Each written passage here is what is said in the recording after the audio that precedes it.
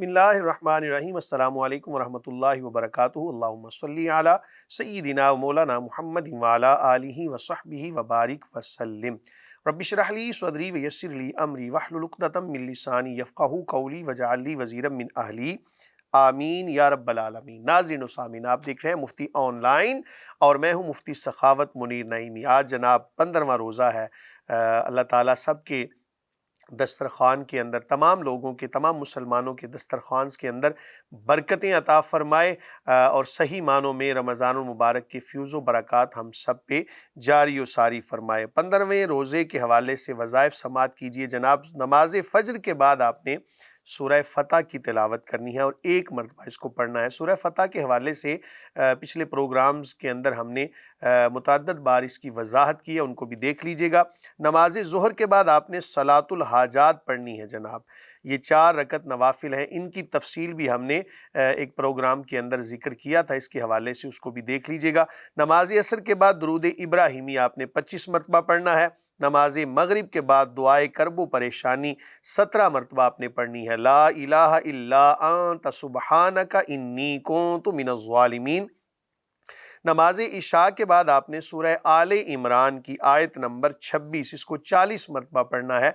कुलिल्लाहुम्मा मालिकल मुल्की तुअतिल मुल्का मन तशाउ व तांज़िउल मुल्का मिम्मन तशाउ व तुइज़्ज़ु मन तशाउ व तुज़िल्लु मन तशाउ बियदिकल खैर इन्नका अला कुल्लि शैइन क़दीर।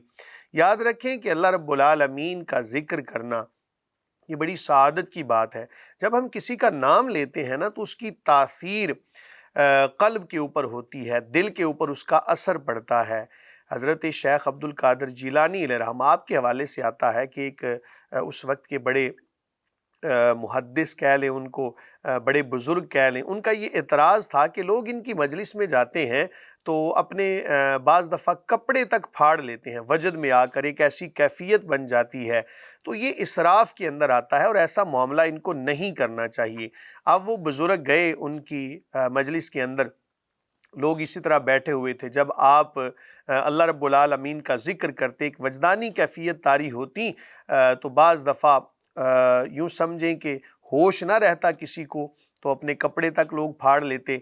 तो आपने ना हज़रत शेख अब्दुल कादिर जिलानी अलैहिर्रहमा ने मसला समझाने के लिए बड़ी महफिल के अंदर वो जो बुज़ुर्ग बैठे हुए थे जिनका नाम बड़ा आज भी अदब से लिया जाता है, उनको ना एक जुमला बोला, खर लफ्ज़ बोला, ख्वारा खर। अब ये लफ्ज़ बोला ना तो इसका माना होता है गधा।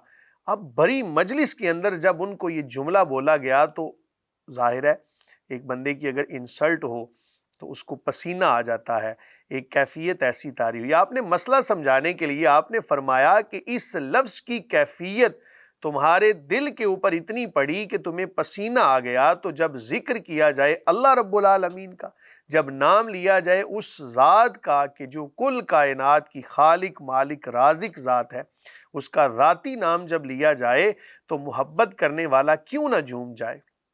एक और बात भी बता दूं, अल्लाह ताला की जो मोहब्बत है ना, ये बहुत बड़ा एक तोहफ़ा होता है। और याद रखें 2 चीज़ें मांगने पर मिलती हैं, बाकी तमाम चीज़ें शायद बिन मांगे मिल जाएं, लेकिन 2 चीज़ें ऐसी हैं कि जो जब बंदा तकाज़ा करता है ना, मांगता है, अल्लाह ताला तभी उसको अता फरमाता है। उनमें से एक हिदायत है और एक अल्लाह ताला की मोहब्बत। और ये मोहब्बत जब किसी को मिल जाती है ना तो फिर दुनिया की तमाम मोहब्बतें हेंच नज़र आती हैं, किसी और जानिब दिल नहीं लगता। फिर हम जब नमाज़ पढ़ते हैं ना तो कुछ लोगों का ये इतराज़ होता है कि हमारा नमाज के अंदर दिल नहीं लगता। शायद वो नमाज को कर्ज समझ के पढ़ रहे होते हैं। अगर अल्लाह की मोहब्बत में नमाज पढ़ी होती, यकीन माने बंदा तो इंतज़ार में रहता है कि कब मेरे खालिक कायनात, कब मेरे खालिक ने, मेरे मालिक ने, मेरे राज़िक ने मुझे कब याद फरमाया है तो मैं फिल फौर अच्छे तरीके से बन संवर के उसकी बारगाह में हाजिर हो जाऊं। ये मोहब्बत की बातें हैं और जिसको अल्लाह ताला की मोहब्बत नसीब हो जाए उसको किसी और चीज़ की तलब नहीं रहती। कहते हैं ना, अमल करें तो फिर अल्लाह ताला को राज़ी करने के लिए कर्ज समझ के करेंगे, अदा तो फिर भी करनी है, अजाब से बचने के लिए भी नमाज को अदा करना है। तो अगर अल्लाह की मोहब्बत में नमाज पढ़ेंगे तो यकीन माने इसकी कैफियत कुछ और होगी। आप खुद महसूस करेंगे कि वाकई मेरी ज़िंदगी के अंदर एक इनकलाब आ गया है। اگر مجازی محبت انسان کو سونے نہیں نہ دیتی تو حقیقی محبت جو اللہ تعالیٰ کی ہے اس کی تو کیا ہی بات ہے۔ اللہ تعالیٰ سے اللہ تعالیٰ کی محبت مانگا کریں اور اس کی رضا مانگا کریں۔ اور یہ بات بھی آپ کے پیش نظر ہوگی کہ بعض دفعہ ہم پڑھتے ہیں کہ اللہ تعالیٰ سے ہم ڈر رہے ہیں، تو اللہ تعالیٰ سے ڈرنے کا کیا مطلب ہے جناب؟ ایک ہوتا ہے خوف رکھنا کسی خوفناک چیز کا۔ اللہ رب العالمین کی ذات تو جمیل و یحب الجمال، وہ تو جمیل ہے، جمال کو پسند فرماتا ہے۔ اس سے ڈرنے کا مطلب یہ ہے کہ جس طرح بندہ اپنے کسی بڑے لاڈلے بڑے پیارے کے روٹھ جانے سے ڈرتا ہے نا، یہ اللہ تعالیٰ سے ڈرنے کا مطلب ہے۔ اور جب اس کے صفاتی نام ان کا تذکرہ کریں گے اور ان آیات کا ورد کریں گے، اس معنی کے اندر اس تصور کو مد نظر رکھتے ہوئے کہ یہ اللہ کا کلام ہے اور یہ وہ کلام ہے کہ جو رسول اللہ صلی اللہ علیہ وآلہ وسلم کے مبارک دل کے اوپر القاء کیا گیا۔ حضرت سیدنا جبریل امین علیہ السلام اللہ کے حکم سے بار بار تشریف لاتے رہے نبی کریم صلی اللہ علیہ وآلہ وسلم کے پاس، اس کلام کو پڑھتے رہے۔ رمضان المبارک میں حضرت سیدنا جبریل امین علیہ السلام 2 مرتبہ بعض دفعہ قرآن کا دور کیا کرتے تھے، تو اس لیے قرآن کی تلاوت کریں اس چیز کو مد نظر رکھتے ہوئے کہ یہ اللہ کا کلام ہے، اور جس کا کلام ہوتا ہے اس کی محبت دل میں ہونی چاہیے۔ اس کے علاوہ یہ بھی یاد رکھیں کہ خالق کائنات کی ذات ہے کہ جو کسی کو عزت عطا فرمانا چاہے اس کو کوئی ذلیل نہیں کر سکتا، اور جس کو اللہ تعالیٰ ذلیل کرنا چاہے اس کو کوئی عزت نہیں دے سکتا۔ ان آیات کے اندر انہی تمام چیزوں کا تذکرہ ہے۔ بیادک الخیر، اللہ تعالیٰ کے ہاتھ میں ہی تمام بھلائیاں ہیں۔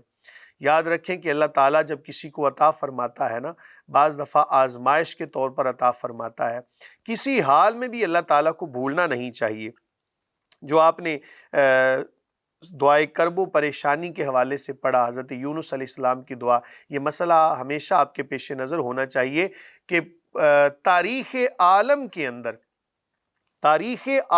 اندر کسی قوم پر آیا ہوا عذاب نہیں ٹلا سوائے حضرت یونس علیہ السلام کی قوم کے، کہ حضرت یونس علیہ السلام کی قوم پر جب عذاب آنے لگا نا تو اجتماعی طور پر تمام لوگوں نے ایک میدان کے اندر نکل کے توبہ استغفار کی، خواتین بچے بوڑھے سب، انہوں نے کہا کہ حضرت یونس علیہ السلام تو یہاں سے تشریف لے جا چکے ہیں، اب ہمارے بچنے کا ایک ہی رستہ ہے کہ ہم اللہ کی بارگاہ میں ایک ہی وقت کے اندر توبہ کریں۔ جب تمام نے توبہ کی تو اللہ تعالیٰ نے ان سے عذاب کو دور کر دیا۔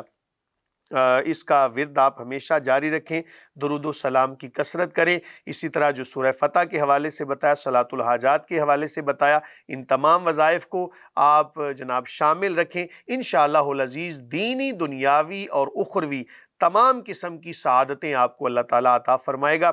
انشاءاللہ العزیز کل نئے وظائف کے ساتھ آپ کی خدمت میں حاضر ہوں گے، تب تک کے لیے اجازت دیجیے، اللہ حافظ۔